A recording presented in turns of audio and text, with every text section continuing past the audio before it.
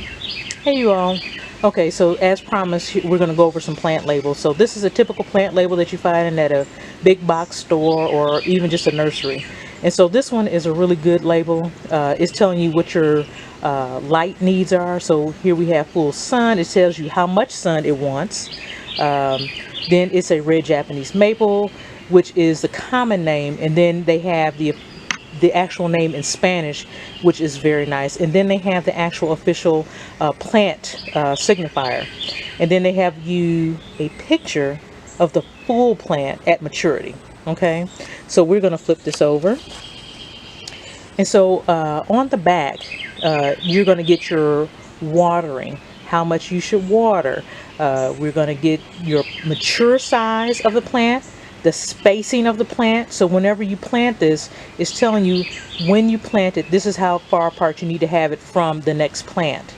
That does not include if you put plants such as annuals around this tree. So that's not the spacing. It's saying if you have another Acer palmatum or Japanese maple that you're planting, make sure they're both 20 feet apart. Okay, it's giving you your cold hardiness. So remember, we're talking, or plant hardiness, we're talking about your zones, your plant hardiness zone. So again, this is saying zone 5. So it can go to zone 5 before you're going to end up killing it over winter. So that means if you're in zone 3, you're probably going to have to dig this tree up. So it's not a good buy for you, right? Unless you put it in a pot and leave it in a pot. Okay. So again, your plant hardiness zones are going to be in the description box. So you can click on that and find your zone for your area. Then it's telling you the best time to fertilize. It's actually giving you some attention information, and then more info of probably is a hybrid name and things like that, and who hybridized it. And then it's showing you how to plant, which is great. This is a perfect label. Okay, now we're going to get you to a basic label.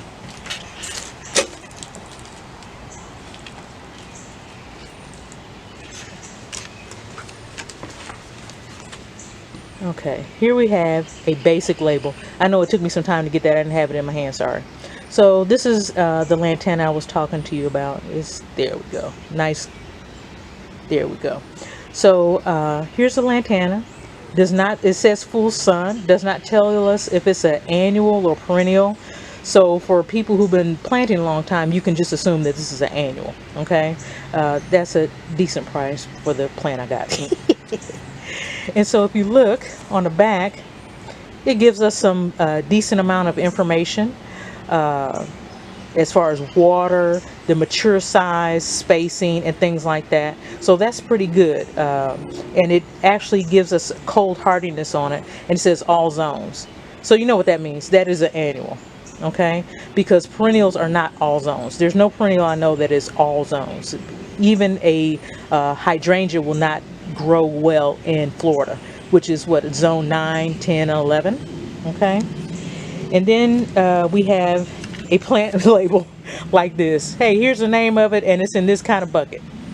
Okay, so that is like the most basic thing that you can get that I've seen.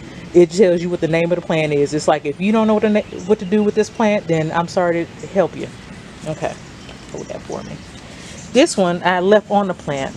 This is probably the most detailed. That's even more detailed than the original plant tag I showed you. This is an Invincible Spirit 2. I love this. Just bought these this year for the first time. Never had this hydrangea before. But it actually comes as a booklet. Don't mind the dirt because it stays in the dirt with the plant. So it's giving me everything. I can write that off. Light exposure, hardiness, the size, the spacing. It's giving me the bloom time, the pruning, how to prune, soil, water, care, uses, deer resistance. Then you come over here with all the dirt and it's telling you how to plant. And it's showing you a plant for your whole. It shows you what the mature plant is. It gives you the history of it. And it gives it to you in Spanish. You can't beat that. Then they have even more information about supporting this plant because it's supporting breast cancer. Isn't that awesome?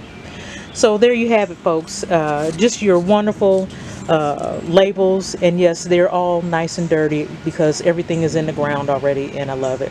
So if you have any questions about plant labels, things to look for, especially in your area, just drop a comment in the comment section, or send me a message. Either way, thank you guys so much for joining me. Bye bye.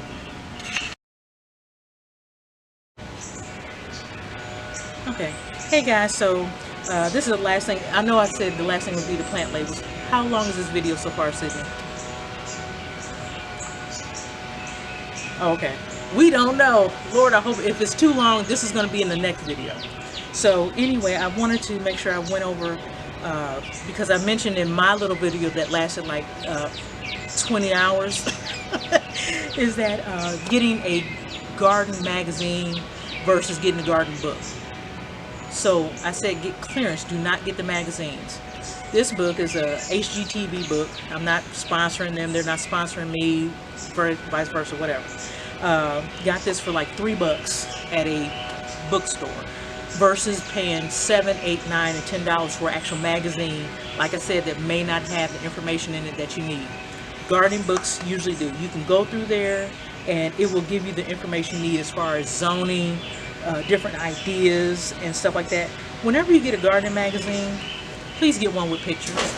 You can talk all day about planting depths, mature plant size, what to look for, how to do seedlings and stuff, but you really need to have the visual so you know what you're doing when you're planting plants, when you're putting a plant in the ground and digging a hole.